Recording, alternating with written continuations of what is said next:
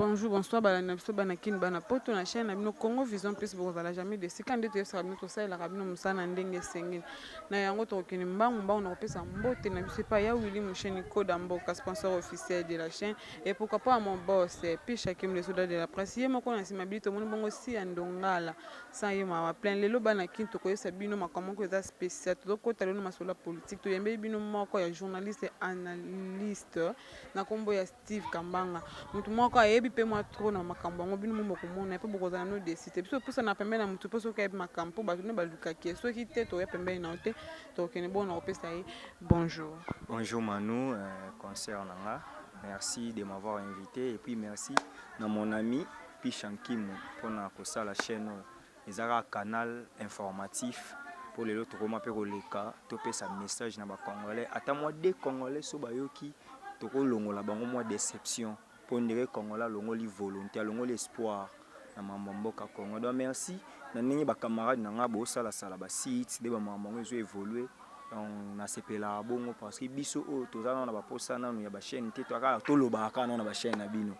Donc merci na yo et surtout que to lobaka mamboka na linga Congo ne mo na linga apprécier bon moi nanga donc na linga apprécier na linga Congo.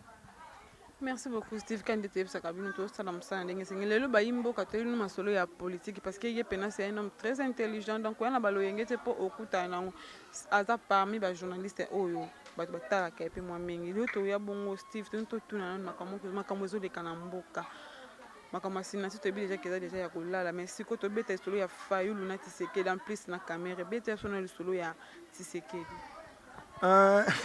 Merci question yo to banzika na yango vraiment na pesi na mbote na ba combattant UDPS nyoso ba na poto na ba na kin na ngaka boiti so pe bobeti nga bobeta na minongo mais puissance ya lilobaka ndele ki ya lisasi da photo lobaka la vérité posa Congo et ça la biso pas si ko comprendre que Congo et comment on dirait na intérêt batu UDPS c'est ça partir munene na mboko c'est la fille aînée ya opposition donc parti à liboso oui, ça la main en opposition, ils ont contré le mouvement populaire de la révolution impère. Mais comme vous avez dit, IDPS ceux qui vous bandit mambo boko mikaka na pembeni ya résultat à se désolidariser na batu. Chez mes amis, bon, na journaliste ya solo, na droit baloba na journalisme un des principes et le grand principe c'est l'assurance de l'information. Donc quand l'information reste ambiguë, il faut utiliser les conditionnels. Il paraît que UDPS génion so asali eza nango kaka po azaki mécontent na mambo eleki na ndenge bima ndenge Félix Tshisekedi Tshilombo. Pourquoi on est à Tshilombo Félix Tshilombo Tshisekedi ndenge bima kité. Yango ne sali mambo nyonso il fallait kaya bima ya leki Fayulu. Na habité sur les Fayulu on a nini na mekino ko raisonner ba critères na moni vraiment lo walekeli Fayulu te problème ani toyoki ke IDPS azaki na posa primature ndenga azaki na posa ya primature il faut Félix Tshilombo ma premier ministre ce que pas comme ma premier ministre il faut basani faut bandima ko kene élection avec ou sans machine à voter l'IDPS lelo soka komi ko traiter baninga ke balingi élection te Bangoma banobo ya machine à voter libosoti. Vous comprenez? C'est parmi les grands partis qui machine à voter. Les locaux mbalamongo ekomi o IDPS baninga wana ba linga transition bali ba pesa Kabila mandat te. Bino banda pe mamba non à la machine à voter. Ba basala ba marche ba kufa pona mamba nati. Parce les lobo libo ko ba Saint-Pierre.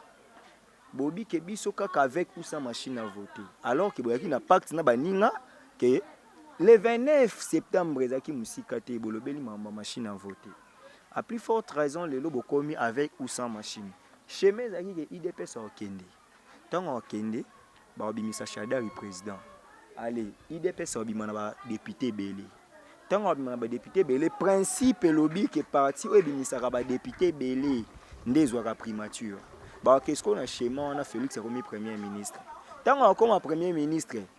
Tant que Congolais oloba très bobe bazong c'est non ba principe eza bisotin eza abimisi ba député belé yango tocheye premier ministre mon calcul de deux soki lelo Fayulu abimi non seulement et ba onyo c'est oloba eza ki conflit à Félix Tshisekedi na na Vital Kamerhe.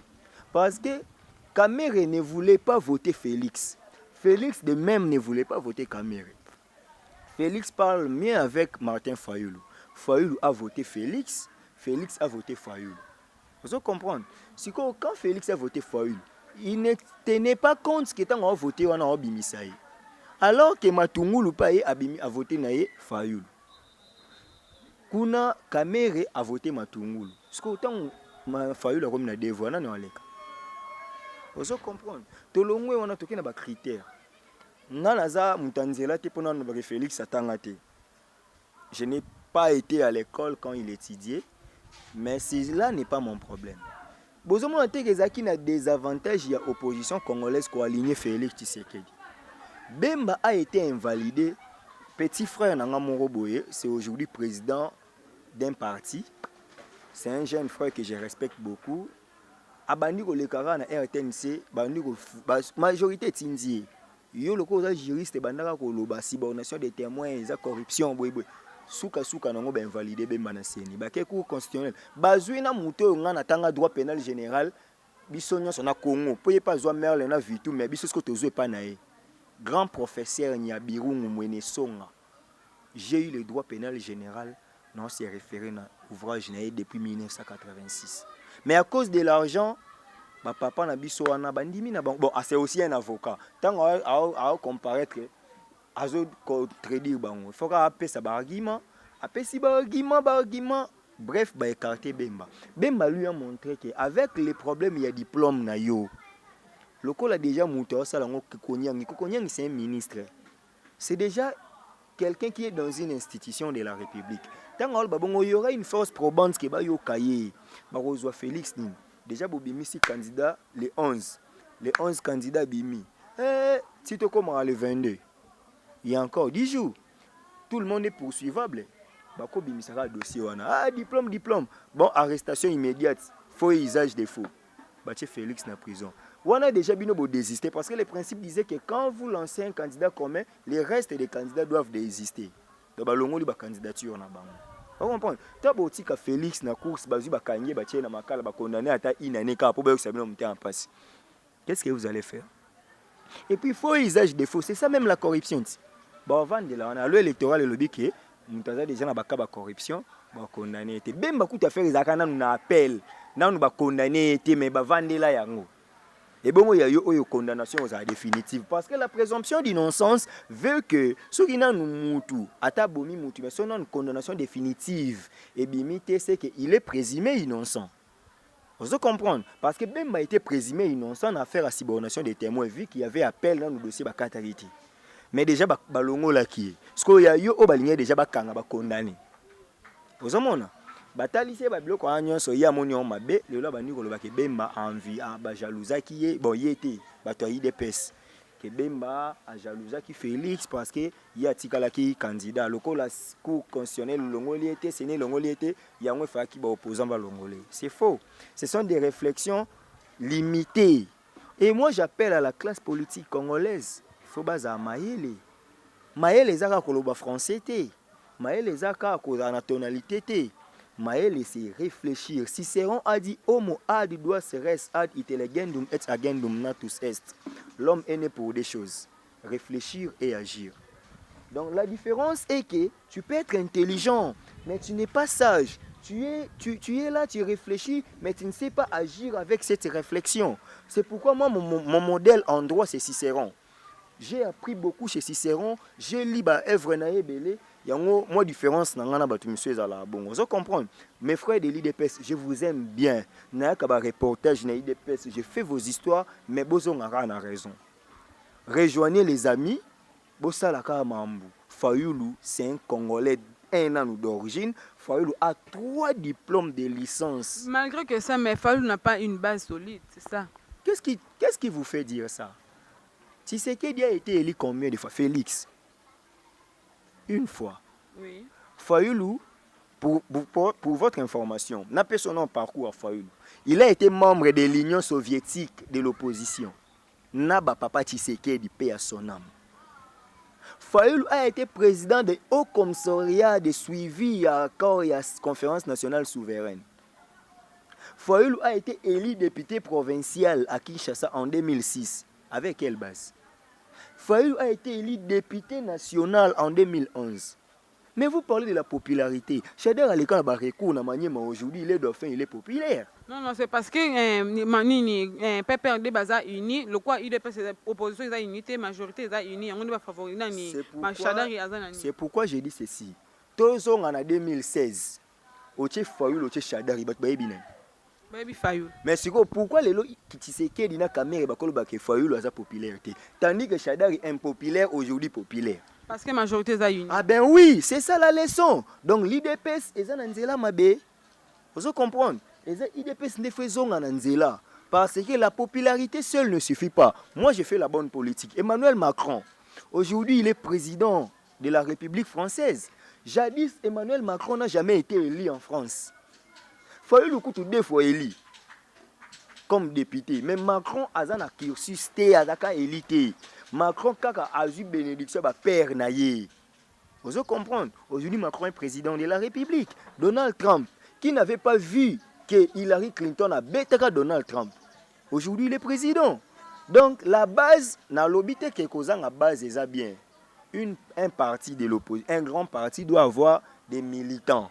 Mais, et si on est bien, ça va Serge Ouello, député, ce boye batté. Serge Ouello, que je salue aussi en passant. Vous comprenez? Et si on est bien, ça va député.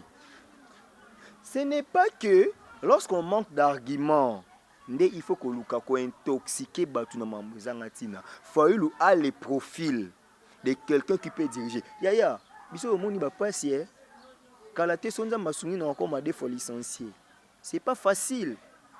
Même Kolo Cheno a kamwanga fort. Yoboluka nini? Non, nous avons des visions. On ne peut pas quand même se laisser que Batouba diriger biso ba incompétent. Wa na tanga na mututé. Mais je peux être à l'aise que je suis Steve Kambanga Mobo Yamuki, mais quand même c'est lui qui me dirige à l'équipe, on a un diplôme déjà. On comprend que quand on a licencié, on dirige à la gradué. On a minimisé un niveau. Qui est gradué? On a pas si exemple. Ah, okay. Parce que même la jurisprudence connaît. Nous avons connu des présidents au niveau d'études. On comprend. Nous avons connu des présidents sur 4 présidents au Congo. Il y a des présidents au niveau d'études dans le journal officiel de l'Obamate. On comprend. Donc ceci veut dire moi j'ai eu la chance d'être enseigné par le professeur Kamba Ibouacha. Grand professeur a bon temps à expliquer au Mambu au Talina nous au moni na ba cité bo soza gradué za maele ou licencié ba mono danger mais biso comment na ba milieu scientifique mususu so na mutu na 3 thèses au mimona kena no tangité. Moi mon grand-père a kufa en janvier paix à son âme Kabaïji Mbuilumu. Ngana silisa licence na nga liboso ndenge na ndako ya feti atalanga seki azaka pa biso joango abi o sepela nini tu n'as pas encore étudié, tu n'as rien fait jusque-là. Parce que lui, il avait 5 licences, 3 masters. Aux hommes, tu as un millier de gens qui ont été mais il y a un millier de gens qui danger, licenciés. On comprend. Mais aussi, quand on a 3 licences, tu peux diriger. Et puis, tu as des organismes internationaux, tu as un niveau de ah, maman. Opposition, s'il vous plaît, Bosangana, Tosangana. Parce que moi aussi, je dénonce le gouvernement Salaka, au régime Salaka. Si vous remarquez, mais je ne fais qu'analyser les faits réels. Parce qu'à un endroit, nous disons, donne-moi les faits, moi je te dirai les droits. Vous comprenez? Dans les faits, il y a un régime, ce régime a échoué lamentablement. Ne donnons aucune chance à ce pouvoir encore d'émerger. Vous comprenez? Il est temps que l'opposition congolaise s'unisse.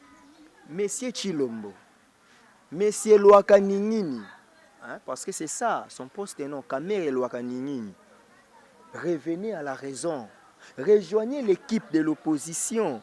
Et puis, non, tout non, Bemba a jalousé Félix. Qu'est-ce que Bemba peut en jalouser chez Félix? Rien du tout. Bemba est plus compétent que Félix. Namamno ya Kiosis. Bemba la licencié en économie na Belgique. Atangana Olivier Kamitatu. Pour ba classe ba Bemba ba yebani. Vous comprenez?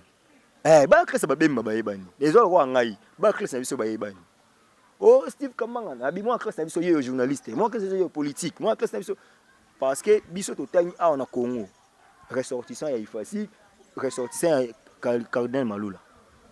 Merci beaucoup Steve. Mais nde tozo mona batu ya majorité baza ini dans peu du jour awa ba élection batu batu déjà ba propagande bon ce que batu majorité baza ini opposition baza unité. Est-ce que vous croyez que opposition ba cause vraiment chance ya ko sala makambo ndenge sengeli? Rien n'est encore perdu. Vous croyez que opposition peut encore battre la majorité? Oui, rien n'est encore perdu. Nandeni. Ngaza ka optimiste. Oyebi opposition a ko réussir comment? Sokika bon basangana ou pas. Au moni congolais soka comprendre que Fayulu est le candidat du peuple.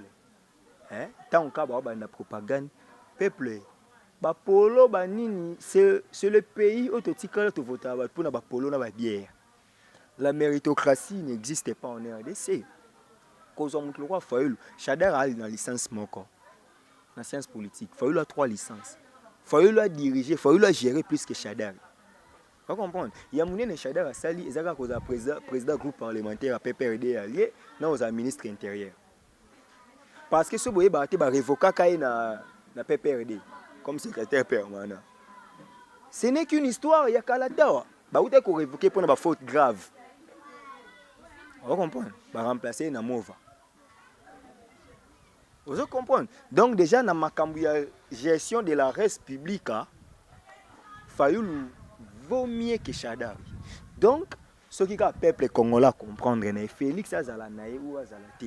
Caméra, yo quand si ma caméra n'est beaucoup à cause de ma voix. Poinité. T'es soyons sérieux. Oh, mais ça peut aussi arriver. Non, soyons sérieux. Les caméras, ce sont des scientifiques. Moi, je sais que cet homme est intelligent. Caméra. Mais sauf que son intelligence est à lui seul. Ce n'est pas une intelligence qui peut servir la République démocratique du Congo. Ayant compris cela, les Congolais, ils n'auront pas prendre les risques de donner leur voix à Kamere Lwakaningini. Merci beaucoup. Steve Moutamayele, est-ce que vous croyez que Nanga Penza, que ça la belle élection, est-ce que tu recommandes Penza na belle élection, et ça n'a pas imboko bazolanda, ba kiti sama motema, pour ma camarade qui n'est pas mon motema, moto, est-ce que vraiment RDC est que la belle élection? Bon, puisque jusque-là, nous n'avons pas de preuves palpables et de dire que l'élection est été, nous devons accepter Kaka Manigance Yananga Baper Naï. J'étais avec lui il y a une semaine passée. Il a confirmé que l'élection Rosala avec la machine, mais machine on est dans l'union ce comité. Mais déploiement de kits électoraux déjà Babandaki a confirmé, a insisté que l'élection est Rosala. Sur ces et la propagande des Obanda, n'habitez pas à la vitesse beaucoup de émissions lélo. Propagande des Obanda dans des jours. N'est propagande des Obanda, pas ça la propagande. Espérons qu'il y aura les élections. Mais lorsque tu as analysé, tu comprends que c'est comme s'il y a un jeu qui va jouer pour que l'élection soit la matinée. Mais au cas où l'élection est salamité, le peuple va se prendre en charge dans le bon sens. L'article 64, l'article vedette de la Constitution dit ceci. Tout Congolais a le droit de faire échec à un individu ou groupe d'individus qui veut prendre le pouvoir par force. C'est quoi prendre le pouvoir par force? Monsieur Joseph Kabila, le président sortant de la République démocratique du Congo, son mandat a été épuisé le 19 décembre 2016. Je salue papa Suisse, JP Suisse na Londres, à Salanzembo Moya Bongo. Mandé Silie. Hein? Donc, maintenant, va comprendre en haut. Tant va comprendre en haut. Le quoi mboki ezaki ko zela yango ba kuluta biso franc diongo lelo baza na makala. Ba bi te photo bima ba ko sele mambu pa ba tchena makala. Il y a eu accord. Il y a Saint-Sylvestre, accord il y a Senko, centre interdiocésain. Tokei na accord wana bapesi une année ya bonus ya glissement na président Joseph Kabila. L'accord a dit que si Élection salamité le 31 décembre, on donne la prolongation de 6 mois, une fois renouvelable, qui veut dire une année encore. Cette une année-là, c'est ça l'an 2018. Arrivé le 31 décembre 2018, M. Kabila n'aura aucun support juridique où ils ont ça la case à la présidente de la République. Vous comprenez? Si vous vu, il y a un schéma de transition sans Kabila et Yaka. Vous comprenez? C'est normal que Atika, Batumisu, Bakumba Makambo. Mais loko la toyebi sikoyo, ndenge bango Bakumba Makambo. Aolinga ko démissionner te. Loko la aolinga ko démissionner te. Qu'est-ce que maintenant les gens doivent faire? Il faut qu'il y ait un soulèvement populaire. Époque de Marius et Silla, na Rome. Et comment on est? Par un soulèvement populaire. La France, pour le comme en France, il y a eu des mouvements populaires. Les États-Unis de même. Quand Pasteur Martin Luther King avait dit I have a dream, Azob Téléméla, irrégularité à blanc américain, à noir américain. Aujourd'hui, nous avons connu des présidents noirs comme de Obama. Vous comprenez? Il est normal que le peuple meure. Il est normal que Batba Koufa. Ne soyez pas pressés de nous dire que Boutine n'a pas Nanzela. N'a combien de fois Bakanganga na marche? Étant un reporter. Vous comprenez? Parce qu'il y a des journalistes qui n'ont pas abimate. Eh, n'a Koufa n'a pas apprécié comme ça. Mais en abima, Bakanganga na ketom sous ba pire, ba risque à métier, ba botol sous ba caméra. La dernière fois Bakanganga tozakana Margot, moi na Tchaka Congo, na Yvonne Miandabu. La donna. Bakanganga biso 3 jours mon corps. C'était en 2016, je crois. Tokanga mitro na ba mambo. Eza ba sacrifice obiso to sala pour que nos enfants va vivre d'esclaveté. Vous comprenez? Donc c'est ça le schéma. S'il n'y aura pas les élections, Monsieur Kabila, pardon, vous avez l'armée, ça nous le savons. Vous avez tout ce que vous possédez. Mais veuillez laisser ces pays entre les mains de ceux qui veulent son développement. Parce que vous savez pourquoi j'ai dit pardon? J'ai dit pardon parce que M. Kabila, dans son discours d'état de la nation, il avait dit que la communauté internationale doit éviter l'ingérence dans les affaires de la République démocratique du Congo. La RDC est un État souverain. Et lorsqu'on parle de la souveraineté de l'État, qui est aussi un grand sujet des droits publics, c'est-à-dire l'État a ses propres moyens, a ses décisions politiques. Il avait dit que le gouvernement congolais doit financer l'élection. Local les aïeux, nous n'avons pas besoin de ces excuses parce que c'est lui qui est à la tête de l'exécutif. Vous comprenez? Il faut qu'il y ait un budget sérieusement loué pour les élections. Donc au cas où c'est ni à bio ces élections, c'est le gouvernement qui est bon. Moutou a censé appeler sa gouvernement, chef à gouvernement. Parce que nous sommes dans un régime semi-présidentiel où il y a les présidents de la République et les premiers ministres qui sont à la tête. Bayimboka bani ba tout mon achada razo bima zo zonga zo ki kosala ba campagne par-ci par-là entre temps batune ya FCC bazo sala makam na bango entre temps bato opposition non bazata sur le chanter fallu la kokoma lobby pona yango ko esa bisoni ya liboso na bani no ko condamner Conseil supérieur de l'audiovisuel au Congo, c'est ça o etala biso ba journaliste. C'est ça kaza makasi kana okanga ba journaliste ko pekisa be émission soki ka membre opposition. Tozana papa moko na RTNC wana lataka cravate mo ya mulayi bo atika mande febele. Papa wana azana journaliste était. Mais tellement zaka kana kombo wana amikomisa muswahili azwa bazwa espace mo soki 2 heures du temps. Ba pesa ye musala na ye afinga arabe opposant. C'est ça que kangagete. Et suspendre l'émission en até et convoquer ayete.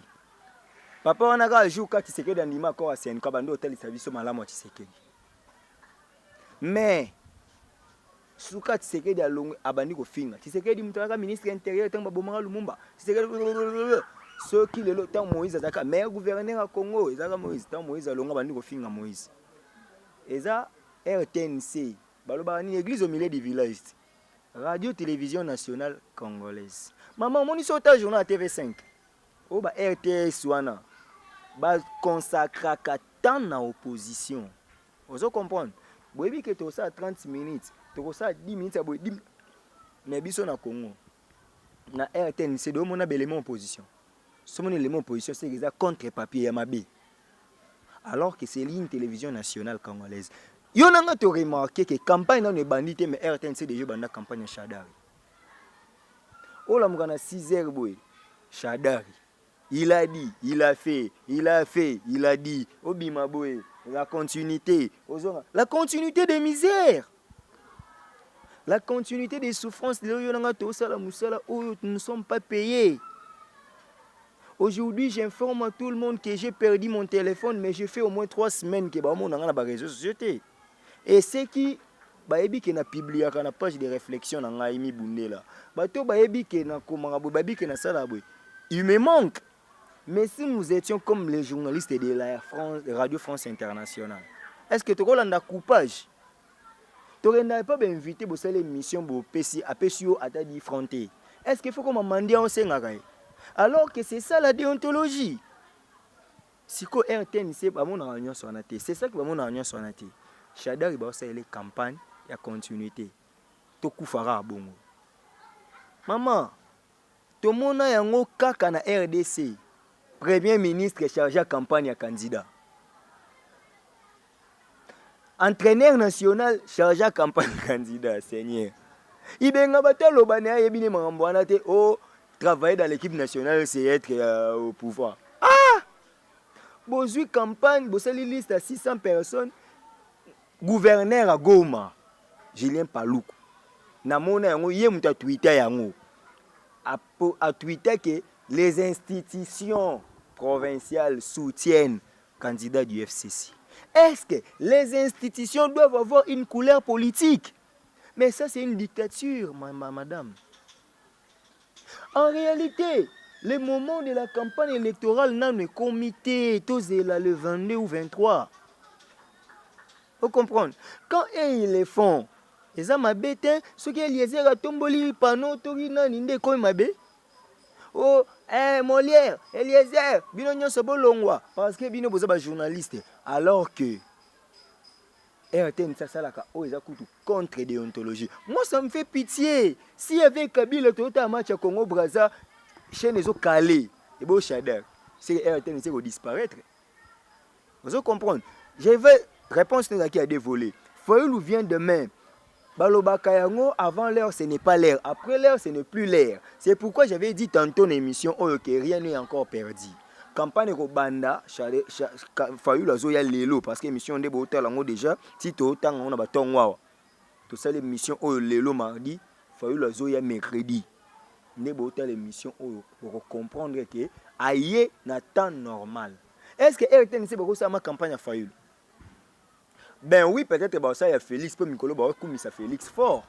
Mikolo, depuis la majorité, comme le Kabou, comme ça IDPS. Bah communicateur, na bango, comme féliciter IDPS. C'est pourquoi j'ai dit qu'il y a un jeu qui s'est joué. Le quoi bino bokoma banzamba au kangisa batu.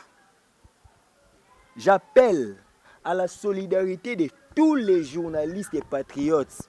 Nous devons dire, nous devons faire un geste pour notre confrère qui est mon ami Peter Tchani. Il n'est qu'un jeune. Il a choisi le métier. Nous avons le serment de crucifier nos vies pour la vérité. Si Peter Tchani a dit dénoncer un premier ministre et tout le monde en signature n'a été un premier ministre, mais nous voyons des immeubles.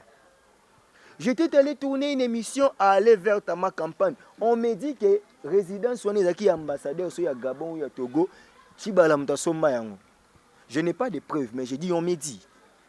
Et nous avons des résidences qui bien construits, mais qui ont modifié. Si cela est vrai, je vais dire, avec le salaire de combien qu'il a acheté cet immeuble, hein, madame, tu as vu combien coûte l'immeuble en République démocratique du Congo? Justement, les sols. Parce que dans notre loi, la loi dite foncière, on dit que les sols et les sous-sols appartiennent à l'État. L'État donne la jouissance aux Congolais.